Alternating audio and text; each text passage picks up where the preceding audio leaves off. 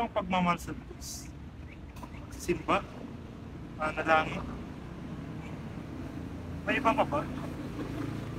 Ano pa ang nais mo? Kaya ngayon, pag-uusapan natin patungkol sa pagmamahal sa Diyos.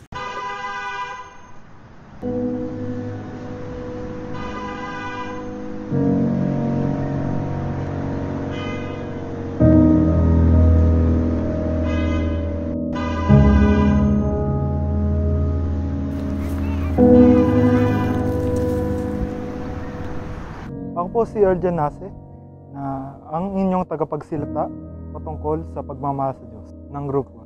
Gaya nga ng alam natin, ang pagmamahal sa Diyos ay pagdarasal, pananalangin, at pagbabasa ng Biblia. Ito nga ang pagmamahal sa Diyos. Ngunit may iba pang pamamaraan nito, pero unahin muna natin kung paano natin mapapangalagaan ang ugnayan sa Diyos upang magkaroon ng pagmamahal sa Diyos. Sa unang bahagi ay ang pananalangin. Ito ang pakikipag-ugnayan sa Diyos sa pananalangin. Ang tao ay nakapagbibigay, papuri, pasasalamat, paghingi ng tawad, at paghiling sa Kanya. Minsan, may pagkakataon ito na hindi ito sinasagot ng Diyos. Ngunit huwag tayong mangamba. May dahilan ng Diyos sa dahilan ng may kasalanan tayong ginawa na hindi natin napatawad sa Diyos. At dahil din sa paggamit ng walang kabuluhang paulit-ulit, sinabi ito ni Jesus sa Mateo chapter 6 verse 7, na sinabi dito na huwag tayong gumamit ng walang kabuluhang paulit-ulit na akala nila ay sila'y pakikinggan. Halimbawa na sa ating magulang, na tayo ay humihingi para sa project, pero marami pa itong sinasabi. At ang magulang natin ay naiinis dahil sa ating marami pa itong salita. Kaya dapat ay isang diretso natin sabihin sa Panginoon na halimbawa kapag tayo kumakain, na salamat po sa Diyos sa pagkain at nawa po ay palakasin niyo po ako at ingatan niyo po ako. Amen. Ganun lang kasimple at tayo sasagutin ng Panginoon. At pangalawa ay ang panahon ng panahimik o pagninilay. Sa buhay ng tao, napakahalaga ng ang pananahimik. Ito ay makakatulong upang ang tao ay makapag-isip at makapagnilay, maunawaan ng tao ang tunay na mensahe ng Diyos sa kanyang buhay. Dahil dito ay makapag-isip siya kung ano ang gagawin niya bilang anak ng Diyos, upang malaman niya kung ano ang ginagawa niya sa kanyang paglalakbay. At pangatlo ay ang pagsisimba o pagsamba. Ano man ang pinaniniwalaan ng tao, mahalaga ang pagsimba o pagsamba. Saan man siya kaanib ng relihiyon, makakatulong ito sa tao upang mapalawak pa ang kanyang kaalaman sa salita ng Diyos. At mahalaga rin ang pagsimba o pagsamba dahil dito rin masusuklian ang lahat ng pag-ibig ng ating Panginoong Hesukristo. Dahil siya ay namatay sa krus At ipinako at nagdanak ang dugo ni Jesus para mabayaran ang ating kasalanan, past, present, and future. Upang tayo ay magkaroon ng buhay na walang hanggan, na ikaw ay makakapasok sa langit. Kaya ito ang ating isusukli sa Panginoon, ay ang pananatili sa church.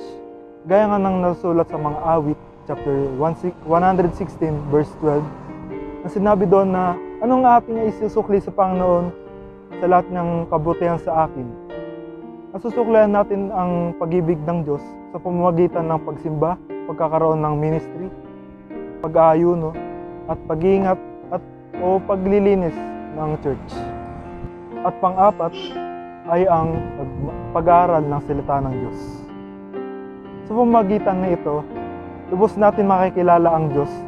Narapat lang natin ito basahin ang mga turo at aral ng Diyos dito sa Biblia. Maaari natin itong basahin ng isang chapter kada araw at mas mabuti ito kapag may kasama tayong kaibigan, dahil sinabi nga ito sa awit chapter 133 verse 1 na sinabi doon na mabuti at maligaya ang Diyos kapag tayo magkakasama-sama at magtitipon.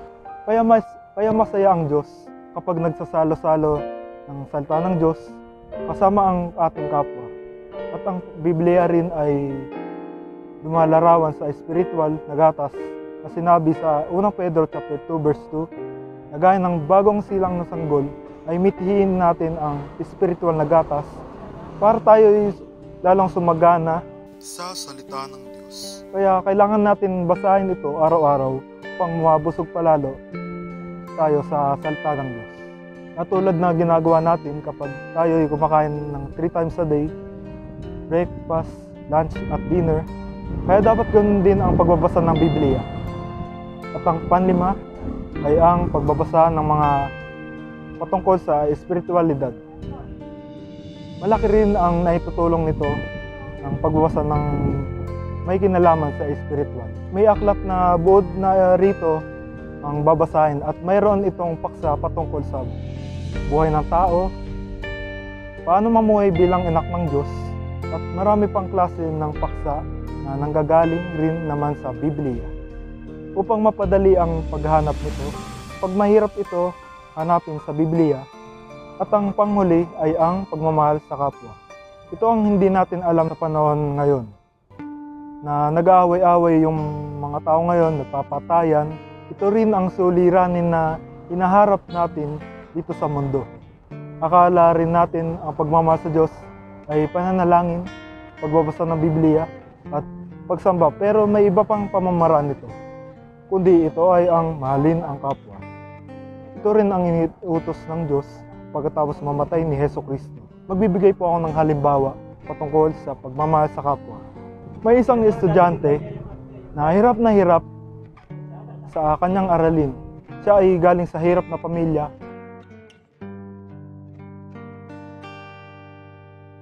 Kaya siya ay nagdesidido itong magpakamatay, o sa English na tinatawag ay suicide.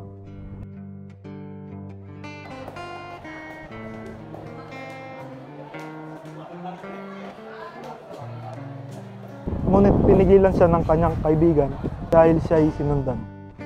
Ang ginawa ng kanyang kaibigan ay pinalakas ang kanyang loob at nagbahagi sa kanya ng salita ng Diyos.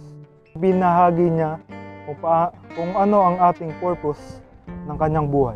Kaya naunawaan niya ito, nagpasalamat sa kanya at nagyayakapan. Kaya dito natin maipapakita ang pagmamahal sa Diyos.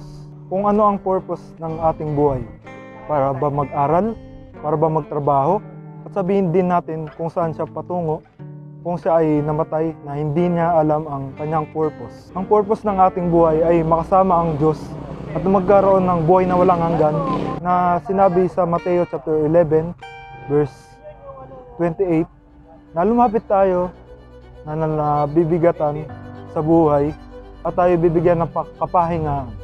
At sa unang Timoteo chapter 2 verse 4 na nais ng Diyos na ang lahat ng tao ay maligtas dahil ayaw ng Diyos ang marami ang tao na pupunta sa impyerno.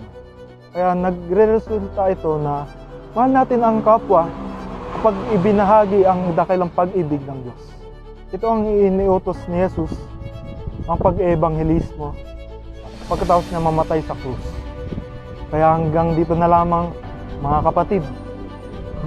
Marami pa sana akong ibabahagi, sasabihin, ngunit hanapin na lang natin ito sa Biblia at basahin para mas maunawaan pa natin ng lubos.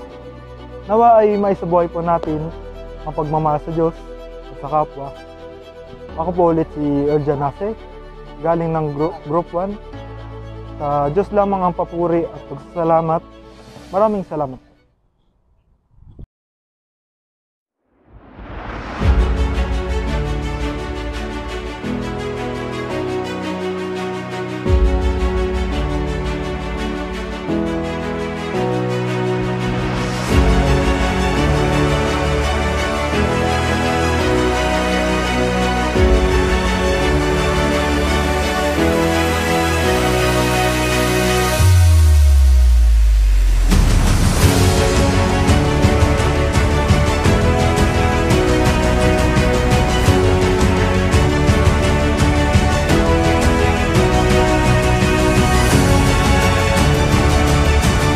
May kasalanan ang ulit-ulit